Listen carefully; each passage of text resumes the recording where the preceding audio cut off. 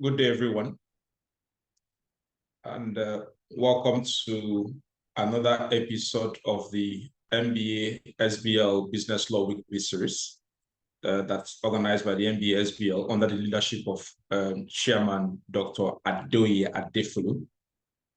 My name is Desmond Oba. I'm a partner at 10 Plus. I currently serve as the chairman of the Banking and Finance Committee of NBA-SBL.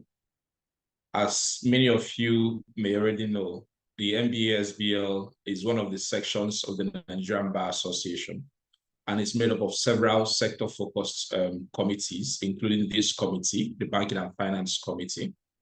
The Banking and Finance Committee of the SBL was established with the aim of promoting and providing intellectual and professional development in areas of banking and finance through trainings, industry sessions for lawyers, and engagement with key stakeholders in the industry.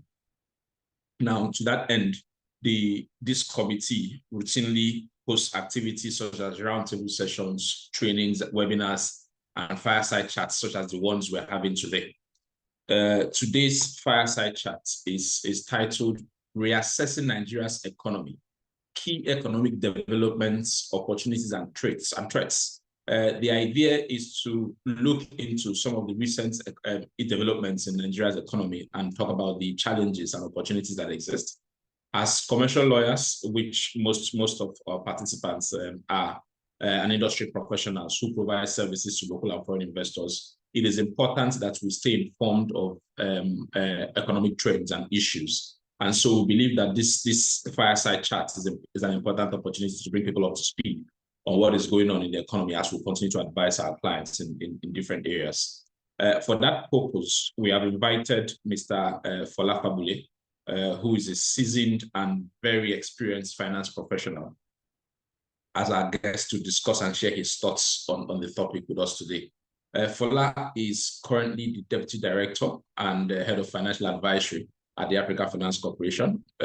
Lots and lots of years of experience, having done different things. At AFC, Fola advises sovereign wealth funds, corporates, private developers, and governments on different things across sub-Saharan Africa, which the AFC covers. And I'm very grateful to him for agreeing to be our guest speaker today.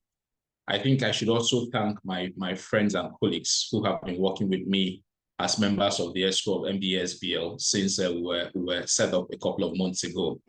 And here I refer to Nosakara Weber, who is the first vice chairman of this committee, Amina Ibrahim, who's second vice chair, Michelle Agetise, who's the secretary of the committee, Chukwebuka Akrika, who's the assistant secretary, and Victoria Loko, who's the co-opted executive member.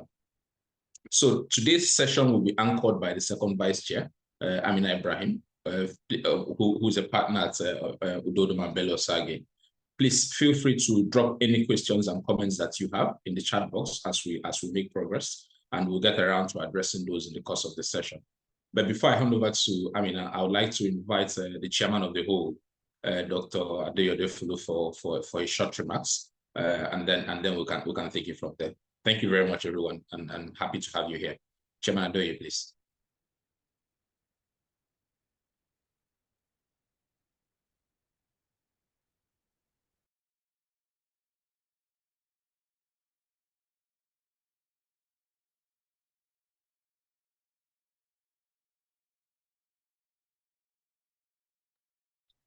Dr. Adoye, are you there?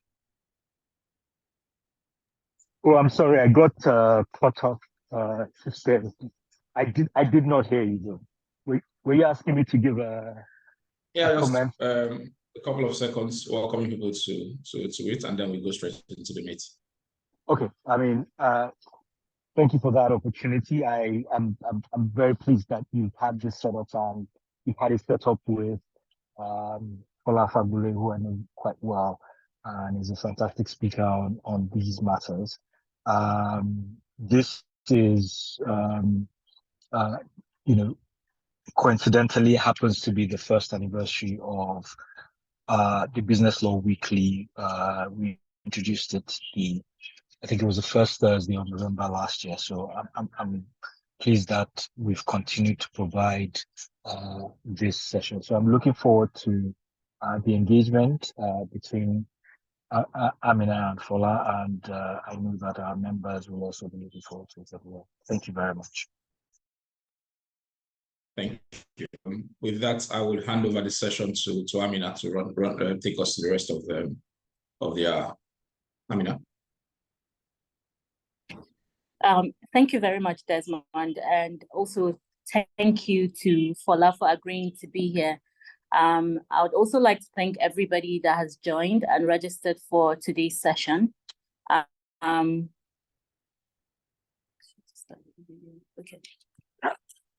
So having said that, a few housekeeping rules. So the discussion is going to be simple. We're going to have a chat with Fola for about 40 minutes, and then probably take 10 minutes to address the Q&A.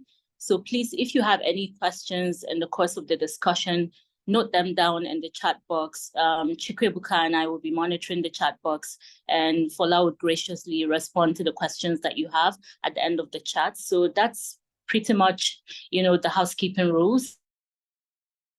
And I'm pretty sure from what Mr. Adefulu said earlier that the engagement with Fola would be insightful today. So we'll jump in right to the questions. So the first question that we have for you, Fola, had announced the unification of all the segments of the Forex market. And yet, the Forex is still characterized by the presence of multiple exchange rates. I was watching the news the other day, and one of the government spokesperson had indicated that the rationale and the basis for unification is to ensure that there's an equitable access to the Forex market by all the people that are in need of Forex. But this hasn't been the case. So the question to you, Fola, today is, how do we narrow the gap that still exists?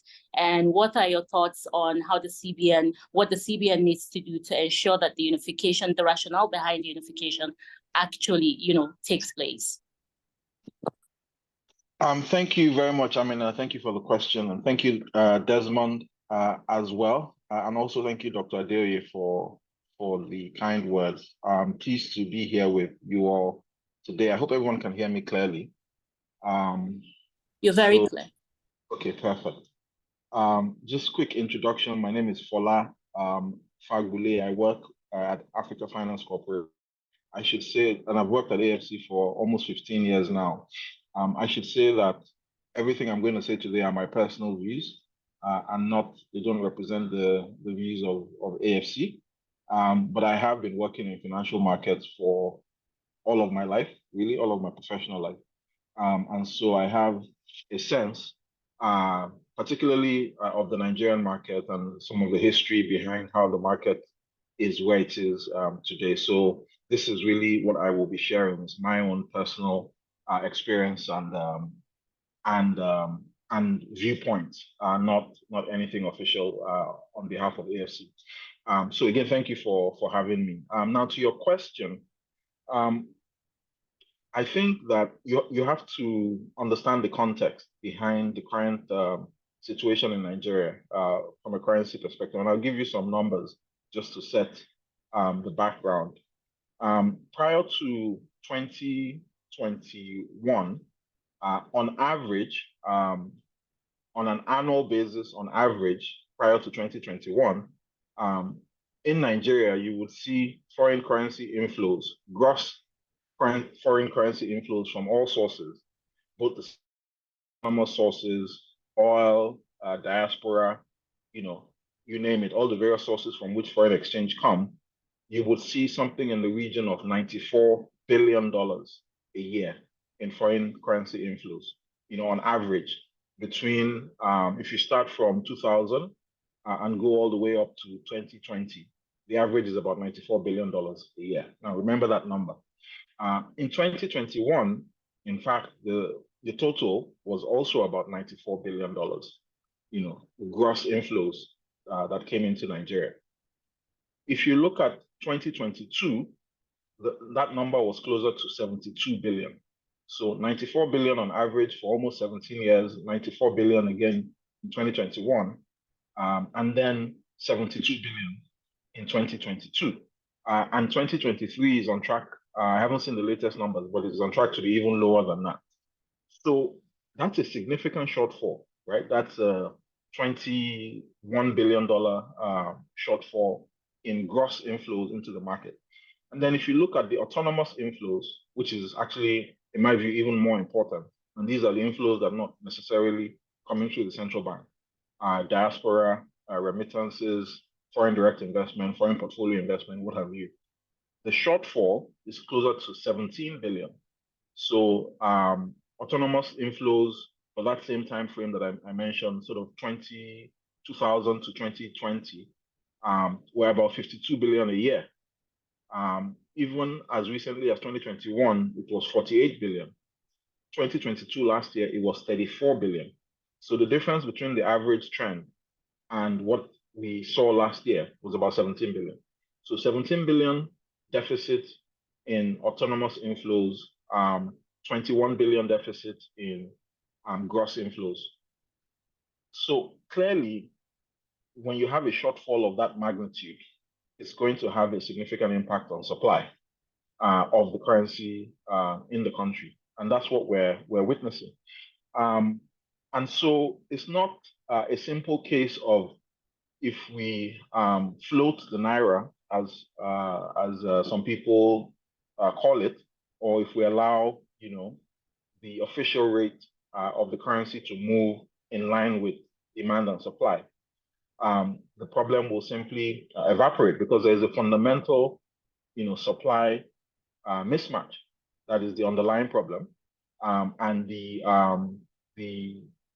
situation we had before, where you had an unrealistic pegged rate as the official rate versus the parallel market rate, was worsening that problem. It was worsening an original problem.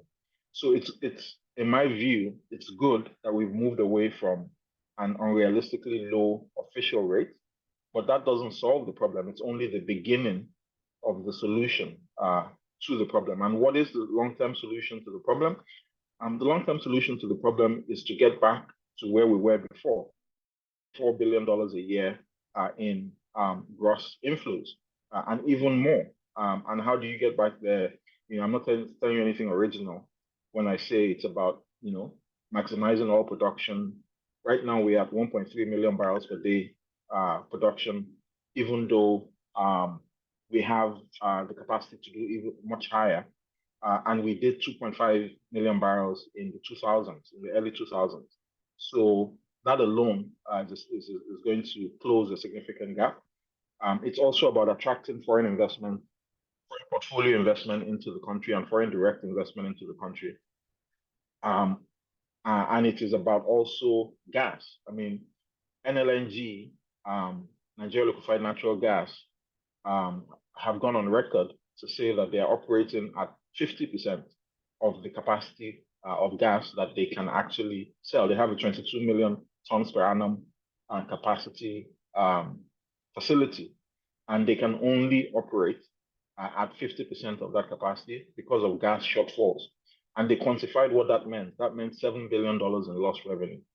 So if you think about it, just from that one source, that capacity shortfall, because of not insufficient gas.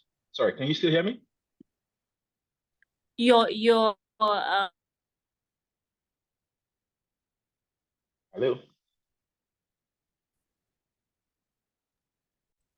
Well, we can hear you. Okay, I can hear you as well, the last speaker, but someone else was trying to speak, but I couldn't hear what she was saying.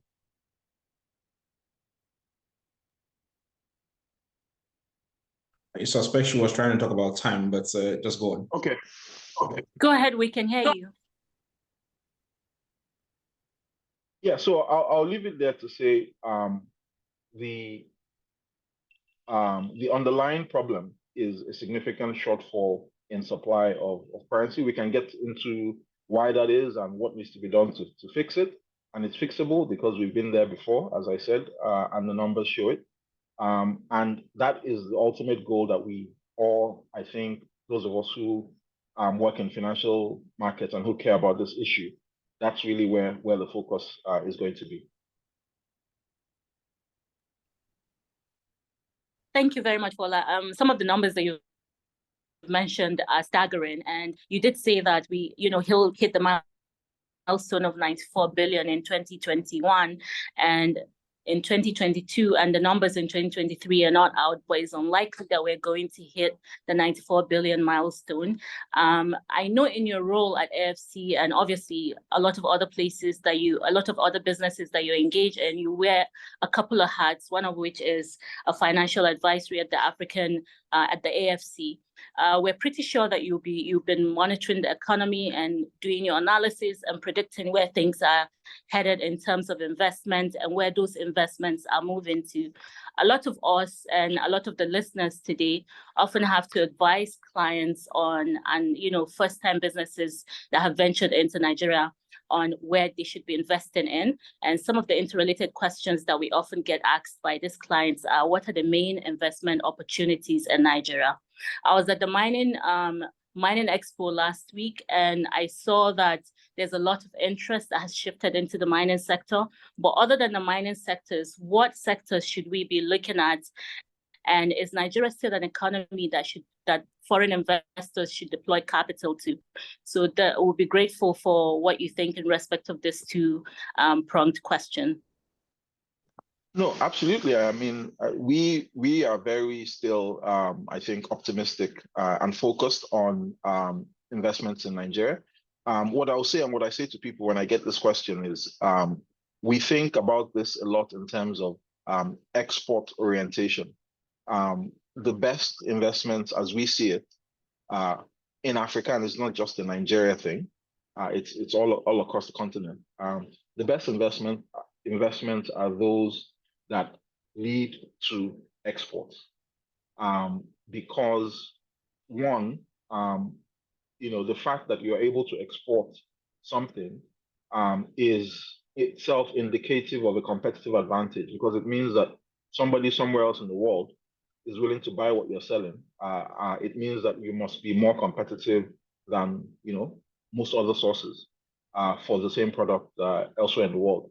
So exports and competitive advantage, they sort of go hand in hand. And so we're very much focused on export-oriented industrialization is the big theme of AFC. And you see it across our portfolio and the way we look at investments. We spend a lot of time looking at special economic zones for this reason. Special economic zones have that potential to catalyze significant amount of investment within a controlled area, processing raw materials typically that to be found in the country and then exporting this through a nearby seaport.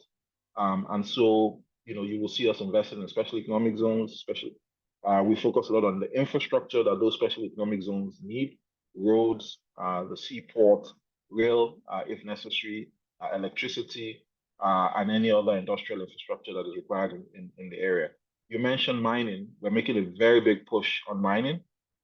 Nigeria is a challenging mining jurisdiction because we don't have a lot of world-class deposits of any mineral. We have lots of minerals, right? Dozens of minerals in Nigeria, but very few world-class deposits. And the reason this is important is that a world-class deposit attracts investment in spite of the risk factors. If you have a world-class deposit of anything, people from all over the world will beat a path to your door because of the size of the deposit. And that's why Congo, for example, even though it's a much more challenging jurisdiction from any kind of perspective you want to think of than Nigeria, still attracts significant amount, billions of dollars in mining investments on an annual basis. And that's because there are just so many world-class deposits sitting in that country. Zambia is a similar example. But we do have lots of deposits, lots of high-quality deposits of many different minerals. Very few of them are world-class deposits. Obviously, there's a lot of organization that needs to go into making those minerals available to buyers. Exploration, production, and we've demonstrated that this can be done with one very successful large-scale gold project that AFC is the lead financier of in Southwest Nigeria, the Segilola Gold Project by a company called For Exploration.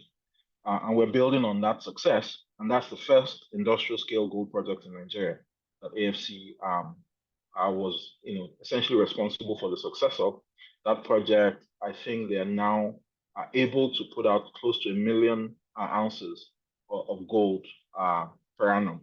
And that is a significant amount if you just do the math.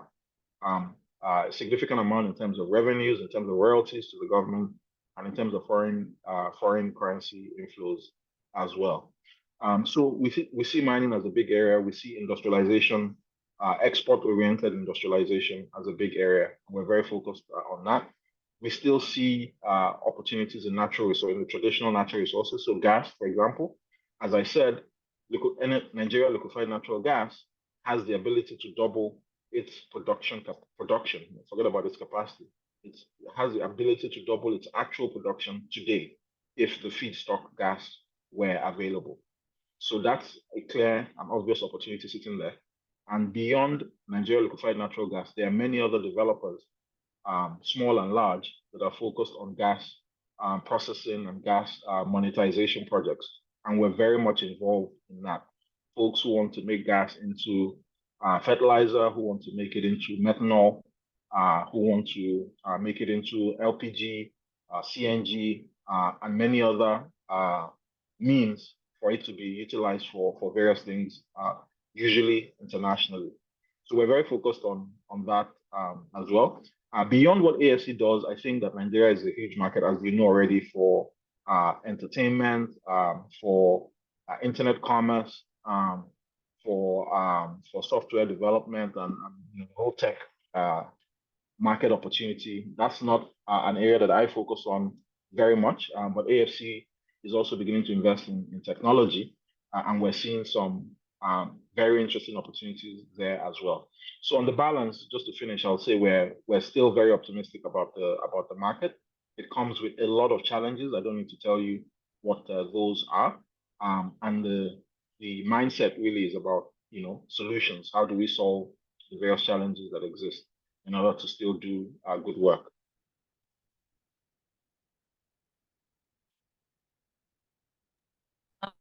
Thank you very much, Paula, for your response. It's good to see that some of the old classic investment portfolios are still in play. And obviously, mining is making a headway, but it's disappointing to note that we don't have world-class deposits in Nigeria. I hope that the ones that are up to world-class are able to attract enough international investment. Recently, the CBN had announced the lifting of restriction on about 43 items, which created quite a buzz all over the news. And I think top of the items were palm oil and rice and cement, because a lot of investors, importers were particularly interested in cement. So the question is, the decision comes amid a high level of Forex volatility and the constant weakening of the Naira. So the rationale behind the previous restrictions on these items, and now the government taking a reverse road to lift that restriction, why did the government place the restriction in the first place? And do you believe that the recent decision of the CBN to allow this, to allow importers to bring in these items and to have access to the foreign exchange market is applaudable? And is that decision good for the Nigerian economy? Yeah, so you just have to think about it logically and say, if there is demand for something in Nigeria, pick anything, and there is demand for it that can be met from international sources, that is not being met by domestic sources for whatever reason. Production capacity is not there, or it's not competitive. What is being produced relative to the prices that you could get it from international sources. There's nothing you can do about stifling that demand. Demand is demand. If it's there, and if it's economic demand, markets will find a way to fulfill the demand. That's just the way human nature is. And if you create artificial roadblocks to the fulfillment of that demand, people will find alternative sources. For example, they will smuggle this stuff in. On a lighter note, I once met somebody who said to me that, and this person was, involved in the business of smuggling, essentially. And they said to me that they're non-Nigerian, international party. And they said to me that their business strategy is to look at whatever is being banned in Nigeria. Whatever is being banned in Nigeria, they go straight into that business. Because, if it's being banned, it means that there's clearly some demand for it domestically. It also means that that demand cannot be met by domestic production capacity. And so it means that there's an opportunity to meet that demand from external sources. The borders are not particularly tight, and corruption is rife. And so if you create the conditions for people to smuggle, they will do exactly that. So that's why I would say that the ban on those items accessing the official foreign exchange market was always going to be ineffective, was not going to achieve much, except for pushing a lot of demand into the so-called parallel market, the so-called black market. So I think it's a good thing that we've gotten rid of that. The reason why I think it's a good thing is, one, there's no point trying to frustrate natural demand that exists. You're always going to fail, I think, if you try and do that at great cost. But the other reason why I think it's good is because it's very important, just from a point of view of the operations of a formal market. It's important for it to be clear who's buying what and who's selling what.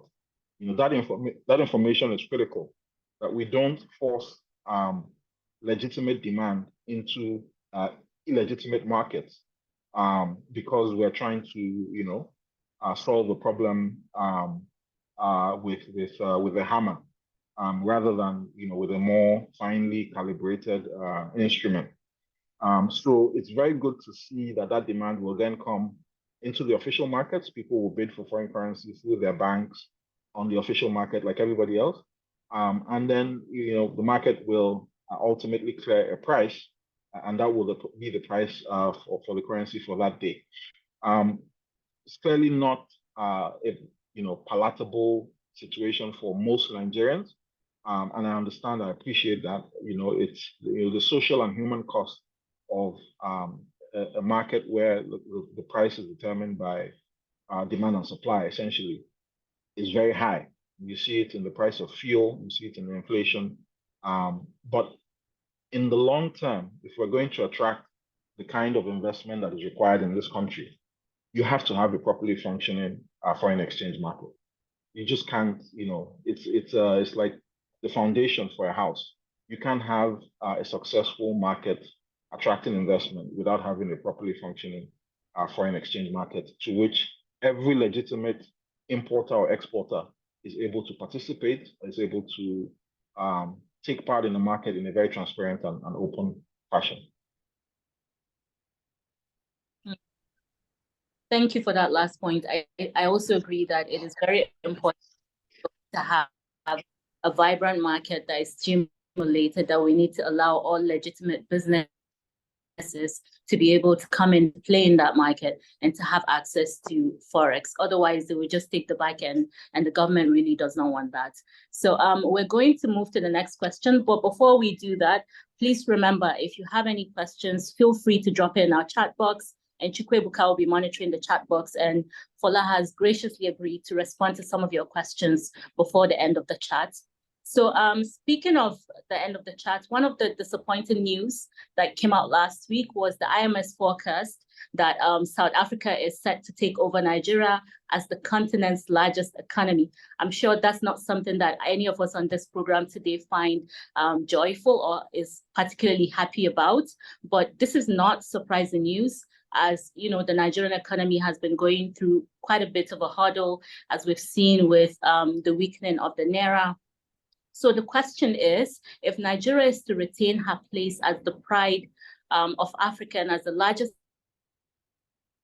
economy in Africa, what, in your opinion, other than the Forex reform that the government seems to be focused on, what are the 3 top reforms that the government can, bring into place to ensure that the economy is boosted and to ensure that the economy is stimulated enough to hit that 94 billion mark that you mentioned earlier? Yeah, and even the more important mark, I would say, is the $1 trillion GDP mark that has been set by the government. I think that is an ambitious target. And how do we get there is the question. I mean, there's an interesting article that came out on Bloomberg today that I posted about a short while ago. And that article is very interesting because it makes the point that answers the question you just asked. It's about a number of countries. If I remember correctly, is Vietnam is in there, Indonesia is in there, Mexico is in there. I forget who else is in there. Perhaps Malaysia is also in there. And these countries in aggregate have about $1 trillion dollar GDP, about the size of India's GDP. Sorry, $4 trillion of GDP, about the size of India's GDP today.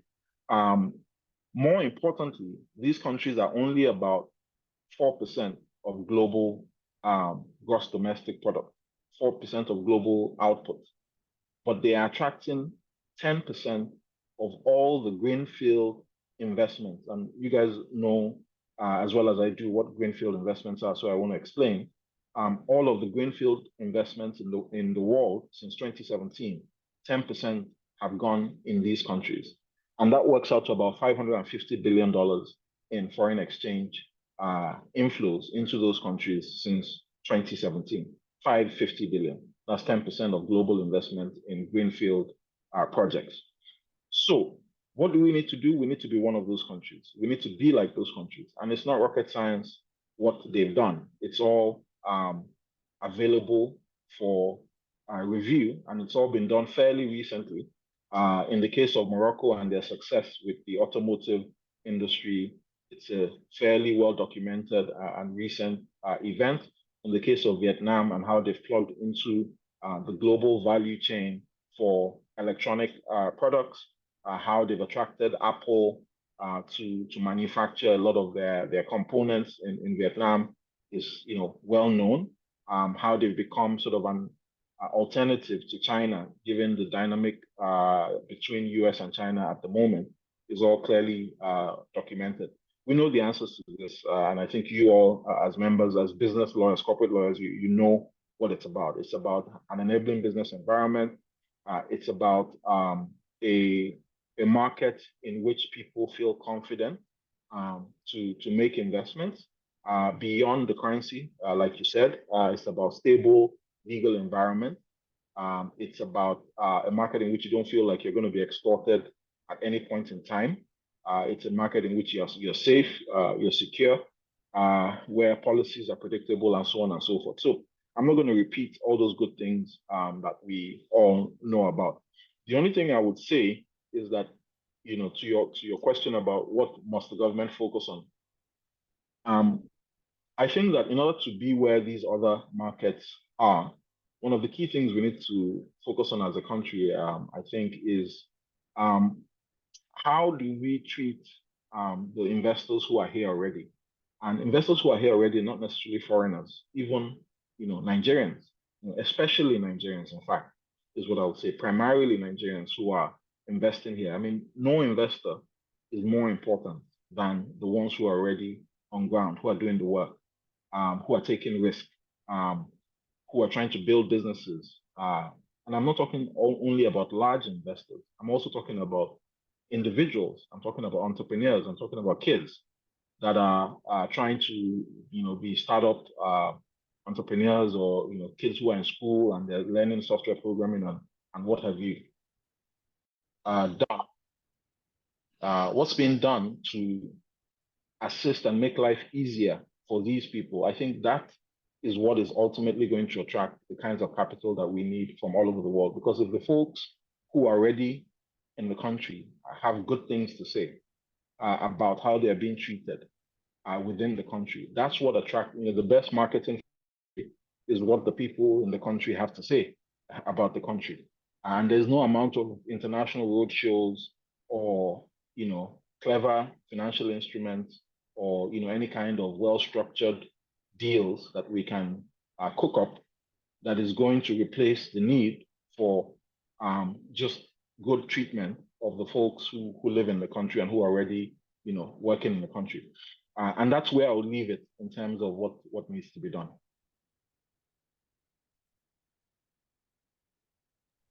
Thank you very much, Fola, for your response, especially the point you made about greenfield investments. I was looking at an NIPC report from 2018 that said Nigeria had attracted about 7.6 trillion naira investment in the greenfield space, and we've seen a gradual decline in that ever since. I'm sure this is directly linked to the September 26th publication in the Business Day newspaper that we saw the headlines that read, trouble looms as foreign suppliers reject letters of credit. That is a direct consonance with the decline that we've seen in the greenfield investment as well. And the newspaper publication had alleged that several Nigerian businesses that rely on imports have had to cut off their import because the foreign suppliers were rejecting their letters of credit and refusing to deliver goods without payment due to the Forex shortage in Nigeria. Obviously, the issue of Forex shortage is not an entirely Nigerian thing. We've seen Forex shortage in a lot of African countries as well. But the question is, Fola, what are your thoughts on this issue, and how can faith and confidence be restored in the Nigerian banking system so that this foreign suppliers will be able to accept the letters of credit issued by Nigerian businesses? Yeah, so I mean, there's a fundamental credibility crisis that we're dealing with in Nigeria at the moment.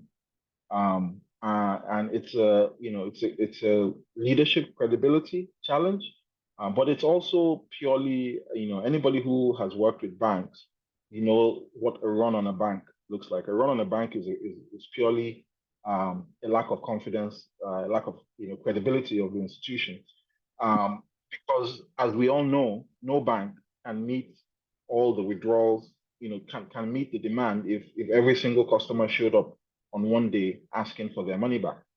There's really no bank that could survive that event. And the fundamental thing about banking is about customers having confidence that their funds are safe in the institution, and so they don't all show up on one day, or a reasonable number show up on any given day asking for their money, and that's why the bank is able to function.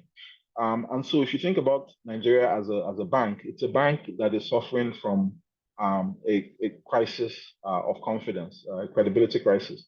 And it's happening on, I would say, three levels at least. One, fundamentally, if oil production is so low relative to where it could be, so where the source, the primary source, the main dominant source of foreign exchange income for the country is coming from. So if it's much, much lower than where we know it can be, and everybody knows this, everybody knows about the oil theft, everybody knows about the pipeline disruptions, everybody knows about the lack of investment that has happened in the sector for the last really 20 years, maybe even, certainly 15 years, the lack of adequate investment, the fact that a lot of IOCs are exiting. So it's clear, it's all out there. So there's clearly a credibility issue as far as the goose that lays the golden egg is not operating as efficiently as it should be operating. And that's one problem to be solved. The other credibility issue is the credibility issue with the central bank. I mean, in any country where you have, any kind of normal system, it's very unusual that the central bank doesn't have financial statements for almost 8 years. So there were no public financial statements of the central bank for almost a decade in Nigeria. And then at the end of that almost a decade, out goes the former governor into prison. And then, you have a new one, and then there's all kinds of stories swirling around about, misdeeds and allegations and, money that was printed without approval, trillions of money. So clearly there's a credibility crisis around the bank where the money, so there's a credibility crisis for where the money is coming from. There's a credibility crisis in the bank where the money is to be kept. That needs to be addressed as well with transparency, with new leadership, and with just a different approach that is much more friendly to corporate governance, that is much more corporate governance friendly than what has been the case in the past.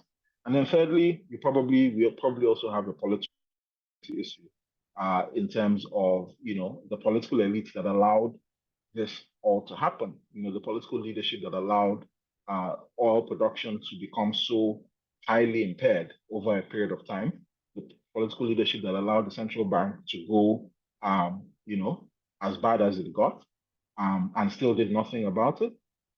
So what we need to do, I would say, is we need to demonstrate how are we changing on these three areas. There are many areas where we need to change, but we need to demonstrate how are we changing on these three areas. If we want letters of credit to be accepted, if we want the Nigerian banking sector to be on the best foot internationally, we need to address the credibility in the oil production area, in the oil market, and gas as well. I talked about Nigeria liquefied natural gas already.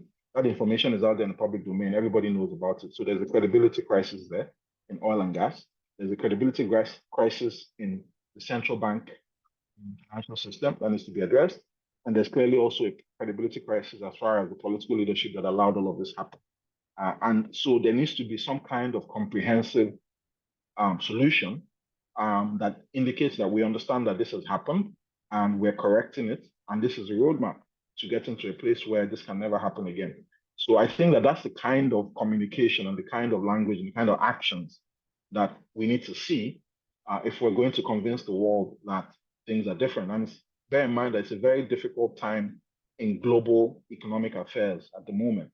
So people don't have a lot of patience for a story that is not checking out, because people are dealing with, there's a war going on in the Middle East, there's a war going on in Europe, probably the first time in a long time that you have wars happening in Europe and in the Middle East at the same time, simultaneously.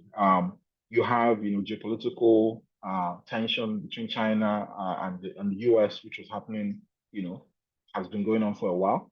You have the interest rate environment where the US Federal Reserve has been raising interest rates aggressively. Interest rates are some of the highest levels they've ever been, certainly since the early part of my career, and I've been in this for a while. So it's a very challenging global environment, and money is hard to come by for everybody, everywhere in the world. And so it's the wrong time, it's the worst possible time to have a credibility. It's the worst possible time to have a credibility crisis on three different levels that are critical to how the nation is perceived internationally. So that's the problem, I think. At least that's my definition of the problem that needs to be solved. And if we can organize the country in the direction of solving that problem, I think we'll see good results. Well, I must agree with you on the point that you mentioned about the credibility crisis. You had said that we need to, address the credibility crisis that the CBN is currently facing. My personal opinion is there's no doubt that there's a credibility crisis at the moment, and this credibility crisis may also have exacerbated the current economic woes that Nigeria is facing. But with the change of guards at the CBN, with the appointment of a new CBN governor and his deputy, if you were to advise the current management of the CBN on what their main agenda should be in terms of not just the monetary policies that we currently have, but in terms of reversing the current economic situation in Nigeria, what would your advice be?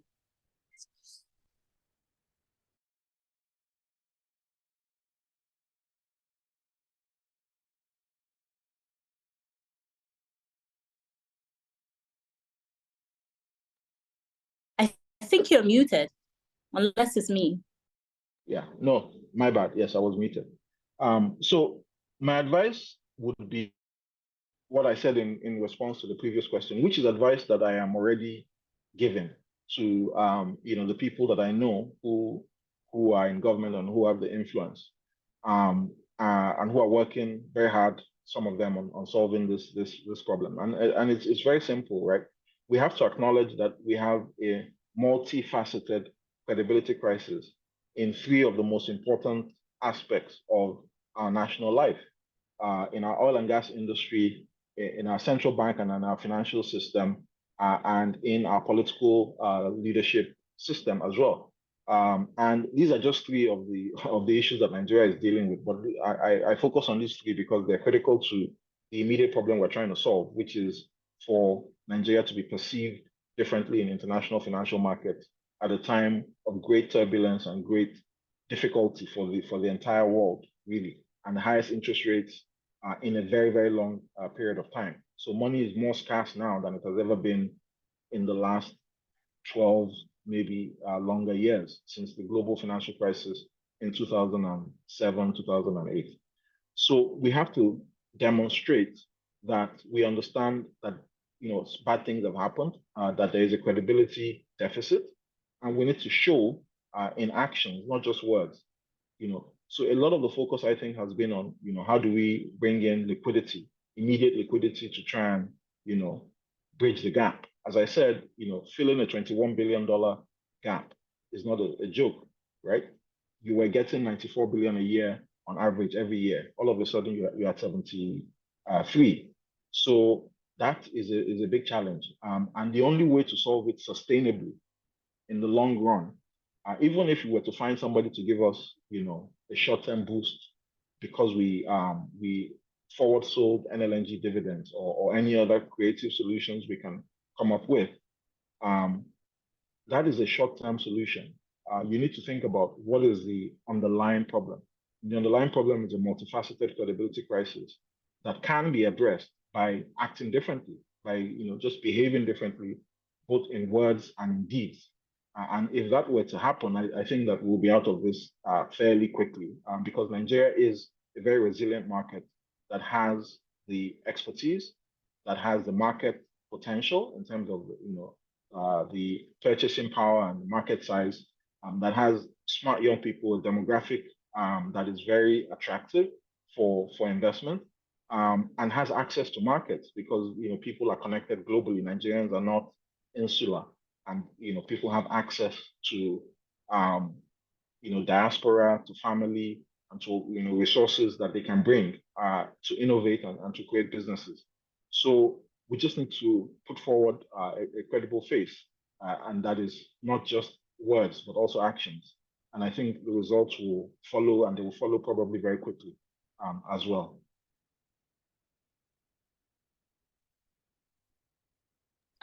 Thank you very much, Fola. We're going to take a pivot. Yeah, I saw a question. I don't know if we're getting into questions yet, but I did see one, and I'm happy to address it.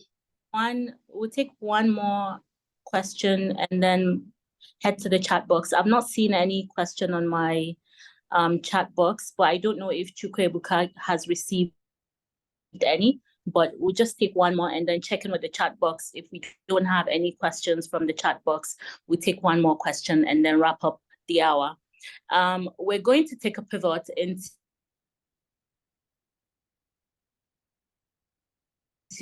something that has generated quite a buzz, to take about 26.42 trillion loan between 2024 and 2026. Most of this loan is expected to be generated domestically, and we would like to hear what your opinion is on the federal government's plan. Do you think the plan to focus on domestic borrowing is a step in the right direction? What impact do you think this would have on the Nigerian economy?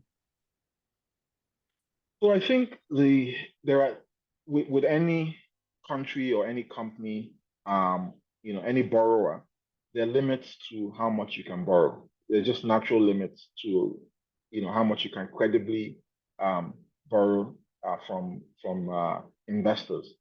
I think that we are probably approaching, if we have not already exceeded actually that number as far as Nigeria is concerned. Not least because if you look at 2022, I believe close to 100% of total government revenues went into servicing debt. Close to 100% of oil receipts, tax receipts, everything has gone into servicing debt. And so there's a limit to which you can really do more when you are in that type of situation. There's a lot of work that is being done and talked about in terms of fiscal reforms, and there's a whole committee that's been set up to look into that. And the idea is to boost tax receipts, but tax receipts themselves are coming out from a system. If the system is not productive, if the system is not growing, then how much more taxes can you wring out of a system that is not particularly growing itself? So it's very difficult to make an argument that more debt is the way forward. It is true that the government needs money to be able to do what it does. Many people would argue, and I would agree, that we probably need to first of all demonstrate that we can do better with what we have. I think that that's a critical demonstration that still hasn't happened, to say, is the government really maximizing value with what it's getting at the moment? And not just the federal government, the state governments, the governments at every level, state-owned enterprises, ministries, department, agencies across the country. Are we really doing the best we can with what we have? And I feel like if we can show sort of better management of the resources that are already available, then it becomes easier to make the case for additional borrowing in a way that markets will understand and markets will align with. So it's really difficult, I would say, to really build any strategy that is focused on borrowing without doing something different in terms of what we have already. I think that really needs to happen. I'm happy to be proven wrong. I don't see how it's going to happen that significant new amounts of debt will materialize without fixing the existing situation, but we will see how it goes.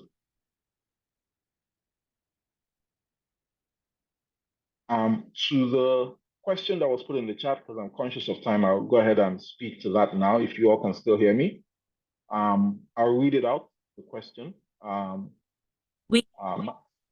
Okay. Out the question. Say that again. So we can hear you. I'm happy to read out the question if you like. The question was, my experience is that the African founders, like the AFC, seem to prefer to opt for UK-seated arbitrations. Is there any strategic initiative to keep African disputes in Africa? Does the AFC see an effective dispute resolution system in Africa as a worthwhile soft infrastructure worthy funding? I don't know what the end means, but I think. So, I mean, that question is more, I think, for my colleagues in the legal department, because I am not a lawyer. So I try not to answer questions that lawyers are supposed to answer. What I would say, from a commercial perspective is, as I was saying, I was in the UK recently, and I was saying to some UK lawyers over there that what has happened with this P&ID case is probably the best advertisement for the UK as an arbitration jurisdiction that you can possibly have, right? Because I fear what could have happened if the matter was being adjudicated elsewhere. And I think that even in the way the judgment came, I've read a part of it, and the thoroughness of the language that repudiated the claims that P&ID was making on the government of Nigeria, I think is one of the best adverts actually for arbitration in the UK. But I'm not a lawyer. This decision as to where the seat of arbitration is not mine in any instance. So unfortunately, I won't be able to answer the question any more than that. I see a couple other questions, so I'll let you read it if you would like to.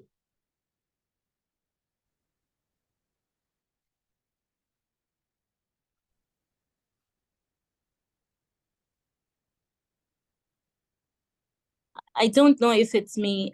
Can anybody hear Fola? I can't hear him from my end. I could hear you.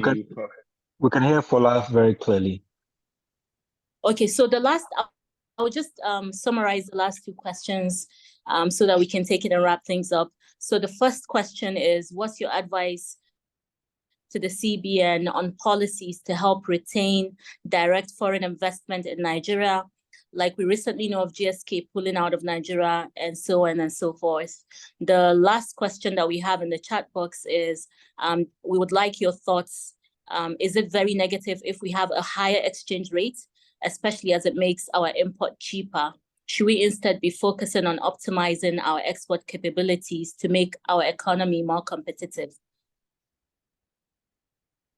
Thank you. Both excellent questions. I would say on the FDI, just to speak very quickly, this is part of what I responded to earlier, where I said, and it's not really so much the job of the CBN. The primary job of the central bank is to keep inflation low. That's really what the central bank ought to be focused on. Keeping inflation low, if achieved, would have one of the biggest economic benefits to Nigeria that none of us can ever imagine in terms of the magnitude of the economic benefit of bringing down inflation. A country in which inflation is at 20% or thereabouts, as you have in Nigeria, maybe even higher, depending on which source you look at. But let's even go with the official numbers and say 22%, depending on whether it's food inflation or core inflation. It's very difficult for any kind of development to happen when inflation is that high. For many, many reasons that we don't have enough time to get into. But I think it should make sense to anybody, even without being economically, without having studied economics in the classroom. Just by managing a household, you know that if the price of something is doubling effectively every year, it's almost impossible for you to make any kind of long-term plans about how do you survive in this situation. And the human cost is high, the social cost is extremely high. It's unbearable, the social cost of high inflation. But from a financial perspective, it's also very expensive because that's why currencies devalue, is because inflation is so high, and that's why it's difficult for us to have electricity. There's a direct link, as I always say to people. There's a direct link between high inflation and low investment in infrastructure, particularly critical infrastructure like electricity. It's impossible for the electricity price to be going up by 30% a year. That doesn't happen anywhere in the world. And it's just not sustainable. So inflation has to come down to where most civilized societies have it, which is single digits, which is 3, 4, 5%. And then it becomes more tolerable. Then we can plan long term, we can afford things, and you can have a vibrant economy out of that. So what is my advice to government, CBN, on policies to help retain foreign direct investment? Bring inflation down. And how to bring inflation down is well known, has been accomplished in many places in the world, many times over and over again. It was accomplished in places where it was ridiculously high, like Weimar, Germany, after the First World War. It was accomplished in Brazil more recently in the 90s, Southeast Asia, inflation was rampant. India had rampant inflation as recently as the early 2000s. And they accomplished it. It's the same cocktail solution, which is you have to drive interest rates unbearably high until inflation yields. And you have to be very disciplined about not printing money and not simply increasing the amount of liquidity that is sloshing all over the place. And you have to have financial markets where there are clear rules, and you have to hammer down hard on people that break those rules. So how to bring inflation down is well known and can be done here as well. After a period of pain, then comes the period of enjoyment of the low inflation, the positive real interest rates, which then attract the foreign investment and the employment and the growth and the jobs, the stable currency and all the good things that we want. So that would be my advice on that, is to hammer down hard on inflation. The second question as to, is it very negative to have a high exchange rate? So I think about the exchange rate not in terms of high or low, but more in terms of stable, in terms of predictable. It is true that having a higher exchange rate can be beneficial for exports. And those of us who work in businesses that are export-oriented know this, right? If you're exporting gold from Nigeria, which we are, if you're invested in companies that are exporting oil and gas from Nigeria, which we are, it is inevitable that you do better when the exchange rate is in your favor. You get more proceeds for the same amount of output. But that cannot be the only way to think about exchange rates, right? Because again, there's a human and social consequence to high exchange rates. And what we're dealing with in Nigeria, in my view, is just not sustainable, and it's not acceptable to have the level of human cost that we're dealing with because of a high exchange rate. So what we want, and what we should want, is a stable exchange rate. It's an exchange rate that is predictable in the long term. And why is this important? Apart from the fact that, it's more manageable and lower human and social cost, which I think is the primary thing, financial markets function so much better when you can, buy a long-term hedge in terms of your needs, your currency needs. So, Naira cannot be hedged today. Most currencies in the world can be hedged over the long term. And hedging is an important tool that catalyzes huge amounts of investment over and beyond whatever the country's needs are on day one. We've been dealing in Francophone Africa and South Africa for many years. And when we buy an asset in these markets, we simply just buy a hedge alongside it. We create a hedge alongside the asset. And so we go to sleep. We don't think about currency too much. We think about, every other thing and every other risk except currency, because it is predictable and there's a counterparty that is willing to sell you a hedge based on that predictability. So it's really, really important for the exchange rate to be predictable over the long run so that hedges can be procured and capital can form, long-term capital can form that will go into projects and that will build the infrastructure and the jobs in industrial assets and the jobs that we would like to see in Nigeria. How does Nigeria's fiscal landscape affect the average Nigerian man? I think that question answers itself. Really, I hope, because if the government doesn't have enough money, then it can't provide services. You can't have good schools. You can't have hospitals. You can't have a police force that is well trained and well paid without the government having the resources. So I think that should be a clear, direct answer. And sir, historically, did inflation ever come down in Nigeria? Absolutely. I mean, we've seen single-digit inflation in Nigeria as recently as the late 2000s. We've seen single-digit inflation in Nigeria. And let me tell you, the economic benefit was also instant. You could see it in the lifestyle of people on one end. You could see it in the amount of capital that was forming in the country. You could see it in foreign direct investment. When I talked about that $94 billion in gross inflows a year, the highest numbers, that was an average number over a 17-year period. If you look at the highest numbers where it was more than 100 billion in inflows, it was during the years when inflation was low.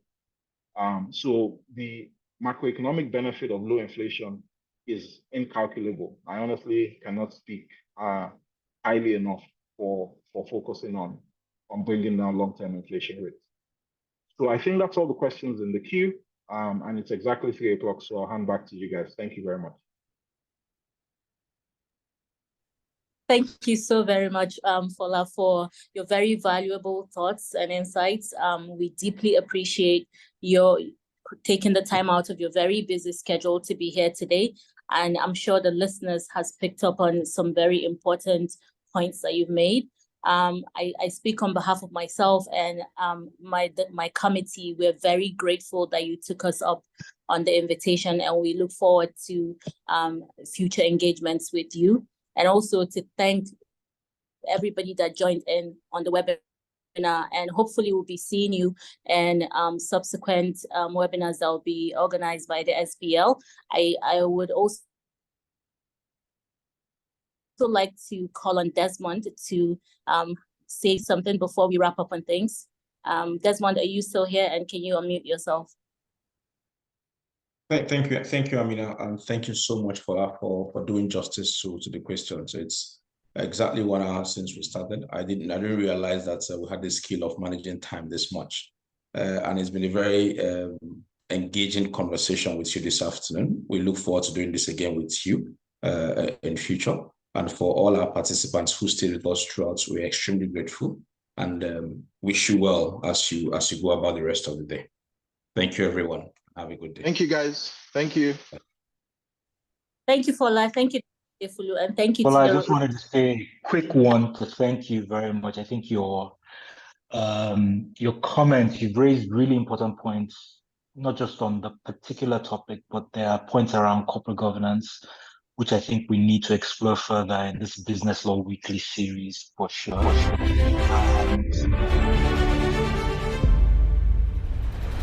You raised points. Could you pause that, please? Thank you. You raised points around corporate governance, which we'll be exploring in the next, I think it's the next Business Law Weekly. You've raised points around the arbitration case, the famous P&ID case, and there's been a lot of